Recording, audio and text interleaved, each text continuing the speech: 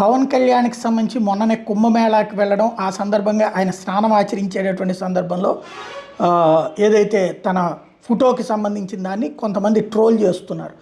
అంతకుముందు ఆయన సినిమాల్లో బాక్సర్గా లేకపోతే ఫైటర్గా చూపించిన విజువల్స్ని పెడుతూ ఎట్టయిపోయాడేంటి ఈయన అంటూ దాని మీద ఏదైతే ఆకతాయిగా పోస్టులు పెడుతున్నటువంటి ఎక్కువగా సోషల్ వైఎస్ఆర్ కాంగ్రెస్ పార్టీ వాళ్ళే పెడతారు.